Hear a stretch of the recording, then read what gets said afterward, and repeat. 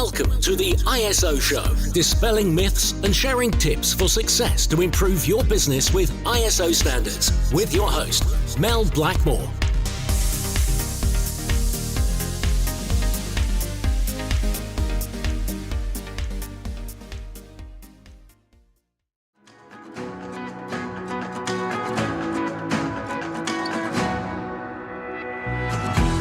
If you're listening to this podcast, then you're in great company.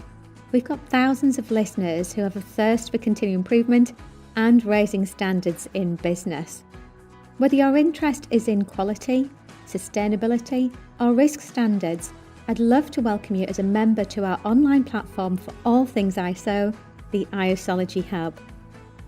The ISOlogy Hub is the leading place to get access to all of your online resources, from in-depth training courses through to our very popular coffee break training, to templates and action plans and many other resources to help raise standards. As a member, you get access to over 100 courses, taking you from learner to practitioner to leader. The ISOlogy Hub has all the resources that you need, which will really help to make your life easier and to help improve compliance in those business critical areas. So if you'd like access to learning and compliance resources ranging from data privacy to environmental management, anti-bribery, business continuity, quality, health and safety, to name just but a few, the list is endless actually, then we'd love you to come and join us. Just head over to the isologyhub.com.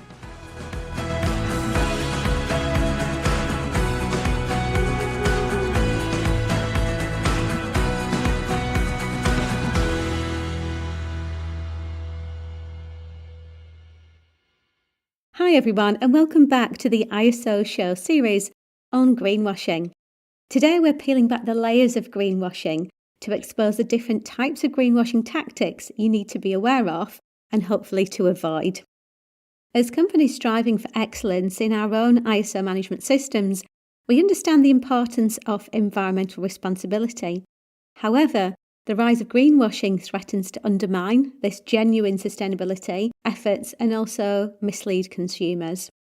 So get ready to uncover the truth behind the environmental claims and learn how to spot greenwashing a mile away. Let's get started. I've actually got 7 shades of greenwashing for you today. You may have heard of some of them, like green hushing, for example, but others may be new to you, like green masking. So I'm going to be explaining about the 7 different shades of greenwashing. So the first one I'd like to highlight is green crowding. So green crowding is a tactic that relies on safety numbers and occurs when different groups like governments, organisations and companies join forces to create the impression of basically making a significant environmental change. So an example of this would be 8 of the world's biggest 20 plastic polluters, including companies such as Royal Dutch Shell, Coca-Cola and BP. So they're part of the Alliance to End Plastic Waste. However, the group moves at the speed of the slowest member and sets really low environmental targets, which ultimately stalls action as it's often costly and involves a lot of the company's resources and time. So that is green crowding. The next one is green lighting. So green lighting is when companies spotlight a particularly green product or operation, which helps to draw attention away from the other environmentally damaging activities.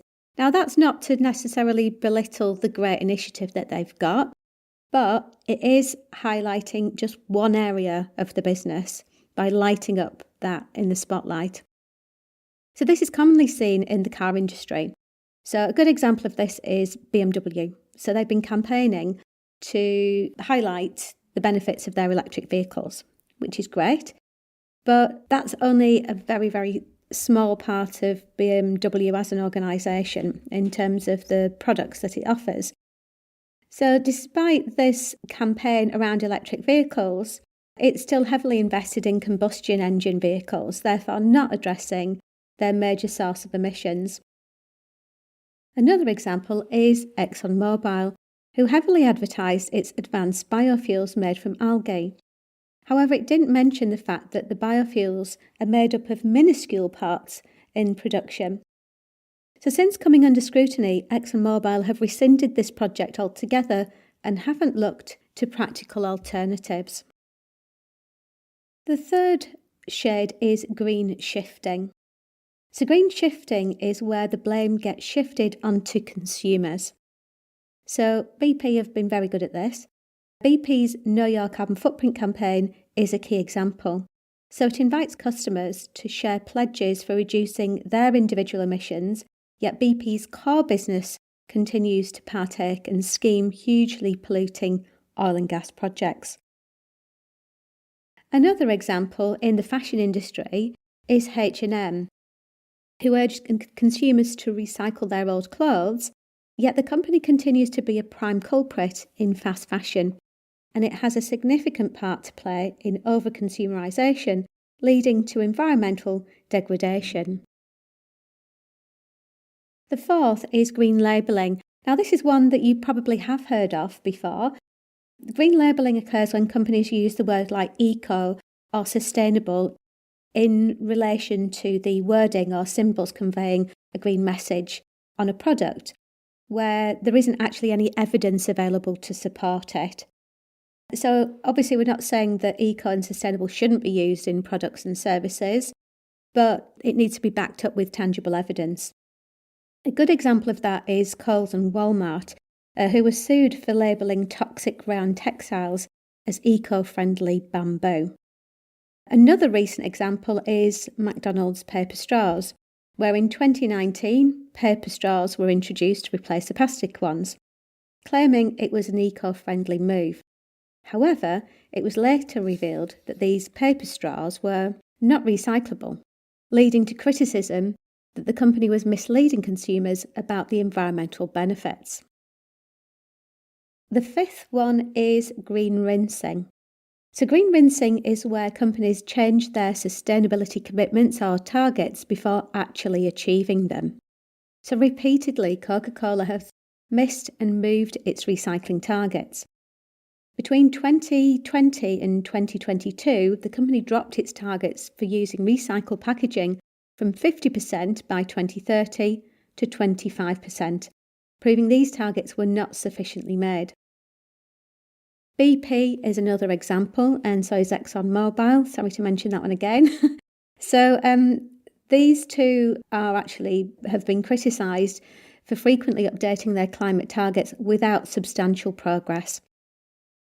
The various ambitious goals were announced over the years, but critics argue that these targets are often revised or postponed altogether, making it hard to actually assess the real achievements of the organisation, and also trust between the consumers, investors and legal frameworks are lost. So ultimately, if you are going to set targets as an organisation, try and make them realistic. Don't necessarily, reach for the stars and be overly ambitious. Be realistic in what you think that you can actually achieve within a given time frame, because you're more likely to meet them, and you're going to gain trust and credibility as a result of being able to actually meet those targets. So green hushing is another one that I heard about only last year, actually.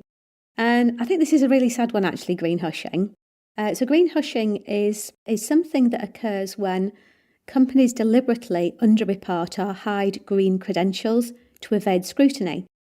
So they're basically scared of saying anything whatsoever, which is a rising practice found in large firms who struggle to successfully hit their targets and aims. So they're basically scared to say anything at all. Even if they're doing some marvellous work, they're actually not really saying anything at all in fear of being criticised for it.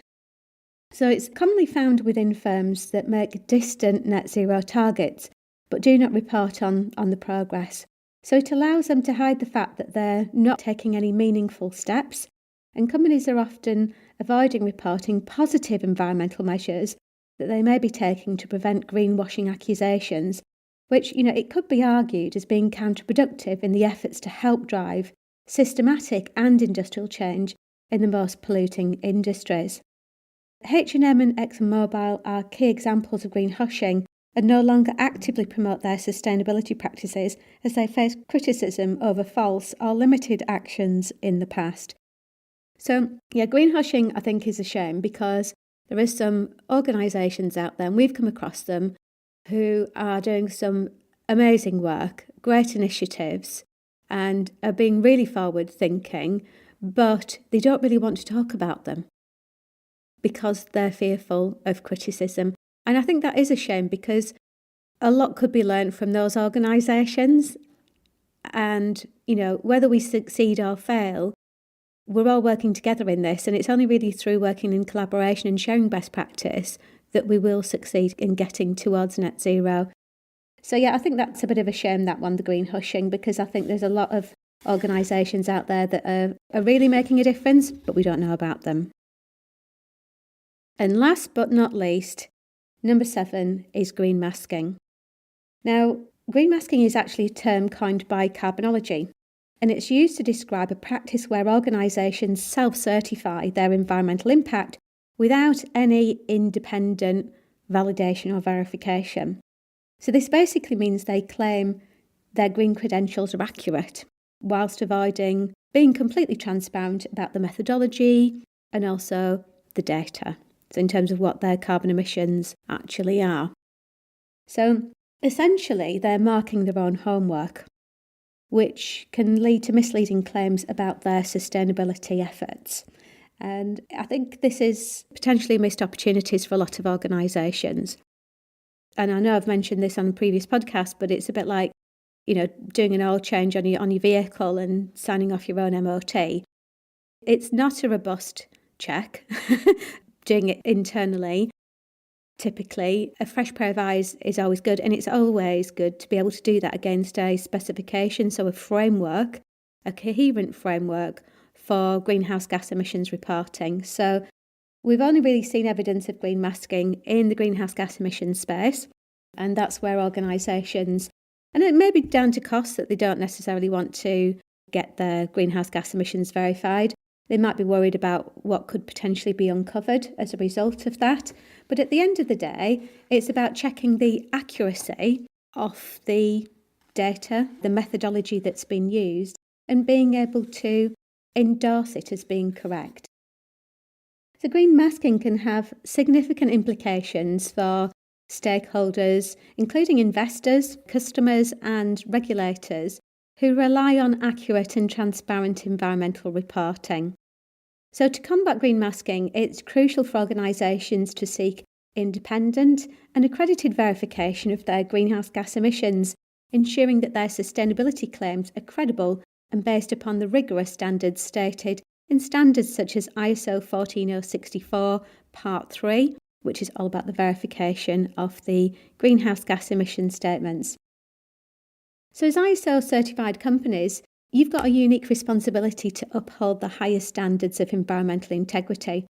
And by understanding and addressing these 7 shades of greenwashing, you can safeguard your reputations, protect your company's brand, and hopefully contribute meaningfully to a sustainable future. So let's continue to strive for excellence, not only in our ISO management systems, but also in our environmental performance. I thank you very much for tuning into the ISO show today. I hope you've enjoyed the show. Please don't forget to leave a review so that we can get this podcast out to an even wider audience. And, mention it to colleagues. If you think that this is a subject that is of interest, to you internally as well, we'd be more than happy to share insights on this, because we've provided a guide on the 7 shades of greenwashing, which you can access if you go to www.carbonologyhub.com. So until next time, I look forward to catching up with you on the next episode of the ISO show, where we'll be delving into how independent verification 14064 is being used to combat greenwashing. So in effect, basing your claims on fact, not fiction.